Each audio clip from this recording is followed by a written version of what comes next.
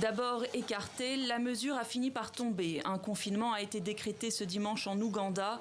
Pour l'instant, seules 2 provinces sur les 5 touchées par l'épidémie sont concernées.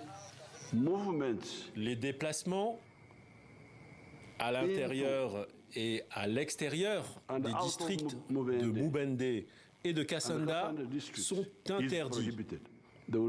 Il y aura un couvre-feu dans les districts de Mubende et de Kassanda à partir de 19h jusqu'à 6h du matin. Ces derniers jours, le président avait décrété d'autres mesures, exhortant les guérisseurs traditionnels à cesser de soigner les malades et les personnes potentiellement contaminées à s'isoler sous peine d'être arrêtées. 2 cas ont été recensés hier à Kampala, mais l'OMS assure que le virus n'a pas atteint la capitale. L'organisation redoute une propagation de l'épidémie aux grandes villes, mais également à des pays voisins. Ici au Kenya, à la frontière avec l'Ouganda, les autorités procèdent à des tests de température. Plus de 660 contacts font actuellement l'objet d'un suivi actif. Notre objectif principal est désormais d'aider le gouvernement ougandais à contrôler et à contenir rapidement cette épidémie, afin d'empêcher sa propagation aux districts voisins et aux pays voisins. Autre inquiétude, la souche soudanaise d'Ebola, celle qui sévit actuellement en Ouganda, ne répond pas aux vaccins et traitements existants. Plusieurs antidotes sont en développement.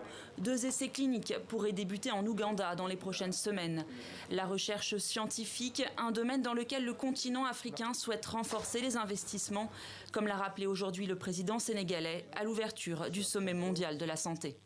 Nous devons mieux nous préparer aux défis sanitaires à venir. À cet égard, l'Afrique garde comme priorité essentielle le renforcement et la modernisation de ses structures de santé, la formation de personnels médicaux et paramédicaux qualifiés, la production médicale et pharmaceutique, y compris les vaccins, pour assurer la souveraineté dans ce domaine.